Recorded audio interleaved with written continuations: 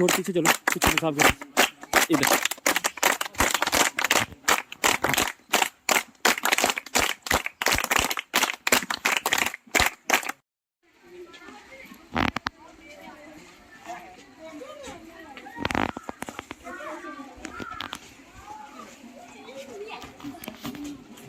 जो कि class 5 to class 10 तक, क्लास 10 के बाद भी आप जब 11th 12th करोगे उसके बाद कौन कौन सी स्कूल्स हैं जो कि आपको एडमिशन दे सकते हैं और कौन कौन सी एकेडमीज हैं जिससे आप Indian army, Indian navy, civil services, वो भी तो देश की रक्षा करते हैं, IAS IPS PCS, आपके जो DM होंगे यहाँ पे, आपके जो डिस्ट्रिक्ट मजिस्ट्रेट होंगे, डिस्ट्रिक्ट कलेक्टर होंगे, बड़े लोग आप बन सकते हो।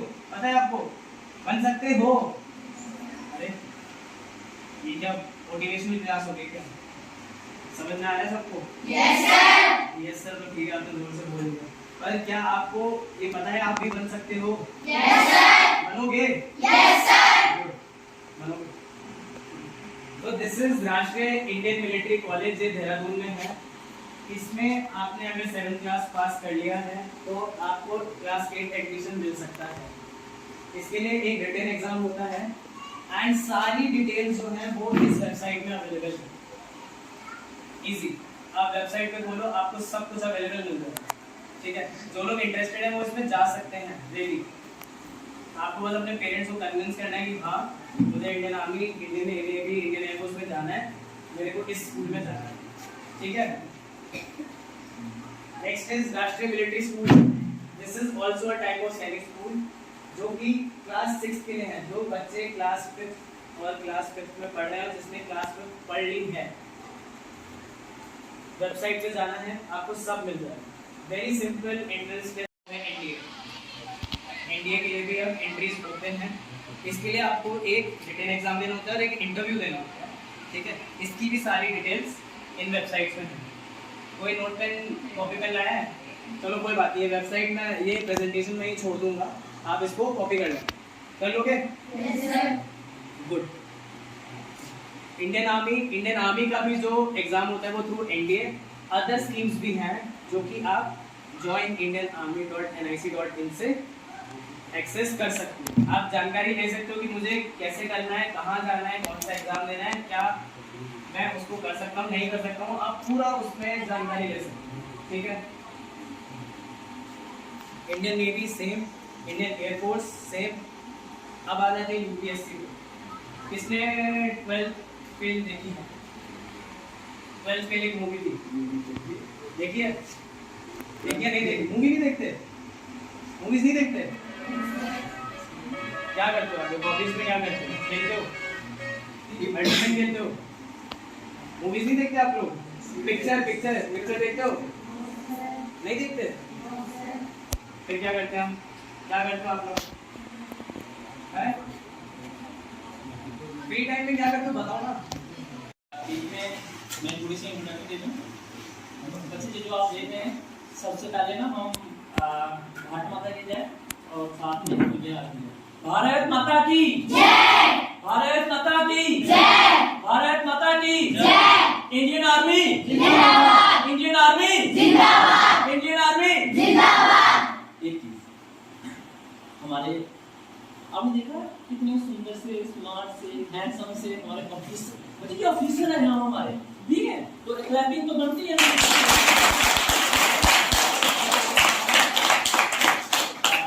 बच्चे मुझे कहना चाहूँगा हमारे बीच में कैप्टन विमान शर्मा जी हैं और साथ में ही सूबेदार हमारे बीच में देवेंद्र जी बैठे हुए हैं।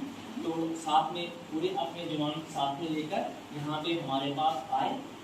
हम बच्चे हम इनका पहला नंबर धन्यवाद करें और फिर एक बार हम इनका सभी का तैयारी से स्वागत करें।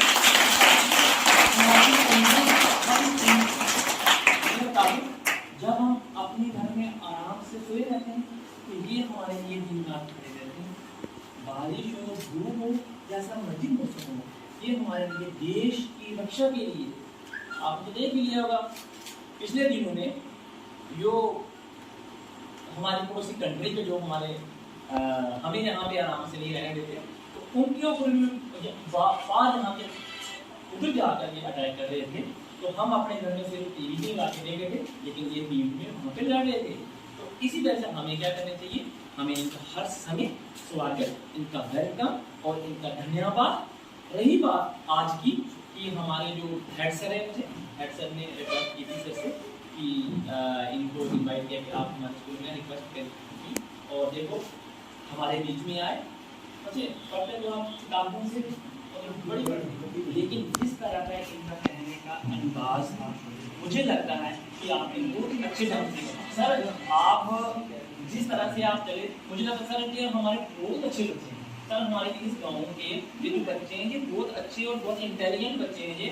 बिल्कुल सर इन्होंने जो आपने यहाँ पे बोला, अगर हम चाहें इनसे पूछें तो ये बिल्कुल इनको ये याद भी है, अच्छा भी है, और ये बच्चे सर इस पर मतलब इम्प्लीमेंट भी करते हैं, अमल भी करते हैं। बड़े सारे बच्चे ये क्वेश्चन हमें पूछते रहते हैं कि हमें ये करना है, वो करना है, तो हमें बहुत अच्छा लगा सर तो आपने यहाँ पे आकर आज हमें ये लेसन दे दिया। इसके बाद सर हम अगर आगे के तो हमारे पास बच्चियाँ हैं जो वुमेन एम्पावरमेंट पे मतलब आपसे विचार रखेंगे, तो अभी हम शुरू करते हैं। बिल्कुल हाँ, मैं चाहूँगा कि हमारे बीच में 9th वाली बच्ची प्राची राठी, आप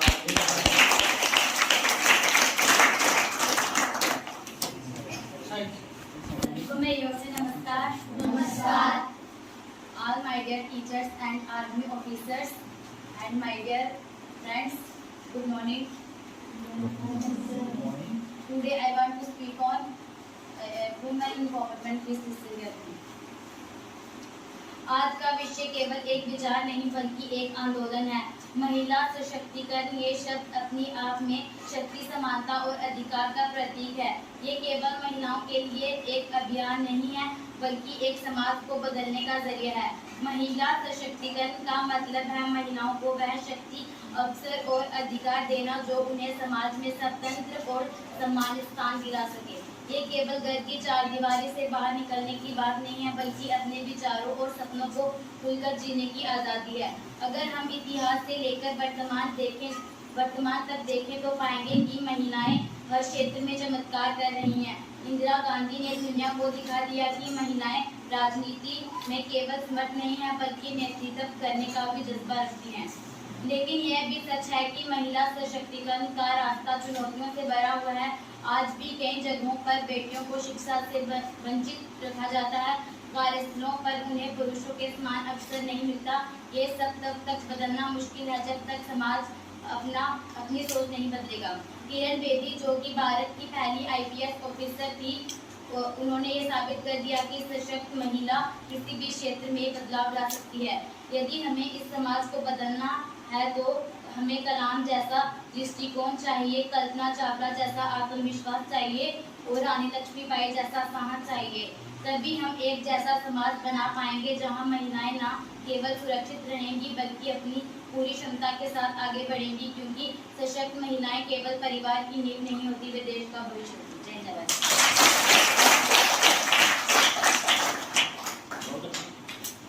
वुमेन एम्पावरमेंट, सशक्तिकरण, तो वो हम ही हैं बच्चे। देश तो आपके हाथों में है। आपने देख लिया कि हमारे बीच में ऑफिसर हैं। एक दिन तो सर हम भी थे, सारे स्टूडेंट ही थे, आज शिक्षक हैं तो ये हम भी स्टूडेंट ही थे। तो इसलिए आप आने वाला जो भविष्य है ये आपके हाथों में है। मैं चाहूँगा कि ईवा जी आप अपने विचार रखेंगे कि वुमेन एम्पावरमेंट पे।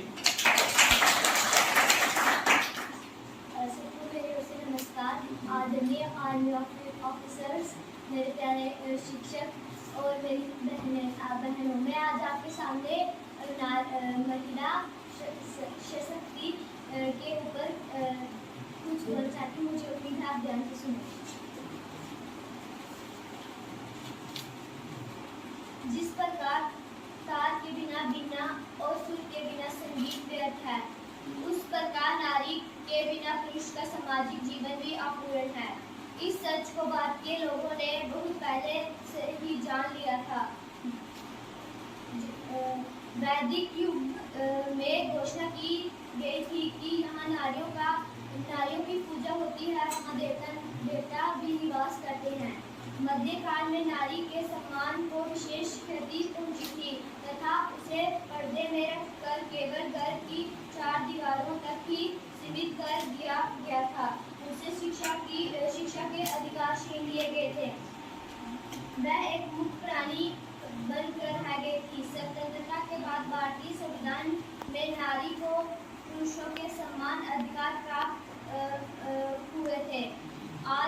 भारतीय समाज में नारी को विश्व की समस्त नारियों से अधिक सम्मान दिया जाता है, क्योंकि वह सब प्रकार की मंगलकारिणी है। जय हिंद। हमारे बीच में बंशिता जी, आप अपने विचार ऐसे हैं। नमस्कार, मैं Banshita Sharma. I will speak on Beti Padhao Beti Bachao and women empowerment. बेटियां सबके मुकद्दर में कहाँ होती हैं? बेटियां सबके मुकद्दर में कहाँ होती हैं? अगर खुदा को जो पसंद आए सिर्फ वहाँ होती हैं।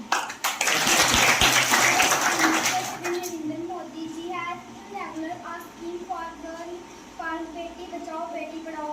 It is asking to save the girl child, educate the girl child and improve the state of the girl in the country. It is impossible without empowerment of the women. जहाँ आंधियाँ अब मेहरबान नहीं होंगी, यह आंधियाँ अब मेहरबान नहीं होंगी। दिए की रोशनी को बढ़ाना होगा, दिए की रोशनी को बढ़ाना होगा। इससे पहले सारी किस्तियाँ रुक जाएं, बेटियों को बचाना होगा। हमारे पास आज आर्मी ऑफिसर्स सभी जवान यहाँ पे आए हुए हैं, तो इन्होंने हमें बोला कि जो हमारे टॉपर बच्चे हैं जो एग्ज़ाम में हर फील्ड में, आपको पता है एक रिजल्ट होता है हर साल का एनुअली, तो उसमें जो टॉप बच्चे हैं इनको सम्मानित करेंगे। और ये सम्मानित करना, इनको ना अप्रिशिएट करना ये सिर्फ इन बच्चों के लिए नहीं होता, एक्चुअली दूसरे बच्चों को इंस्पायर करना होता है, मोटिवेट करना होता है कि आप भी आगे मेहनत करोगे, आप भी यहाँ पे होगे कर। एक्चुअली में प्राइज देने का मतलब ये होता है। तो इसका अभी हम चलेंगे, ये हमारे 6th में सुहानी शर्मा बच्ची है, क्लास 5। हाँ जी सर, 5th की है मेरे पास भी। अच्छा, तो ये नया साल शुरू हो गया, अभी नया क्लास आ गया। हाँ, मतलब 4th पास में तो 5th में है। Okay okay, very good. ये सुहानी शर्मा। ओके,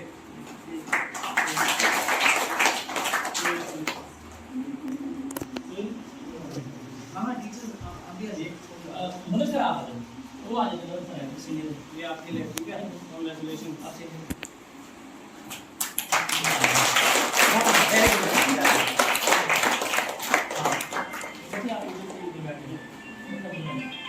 इसके बाद हमारी 6th में बच्ची है जिन्होंने टॉप किया, जानवी शर्मा।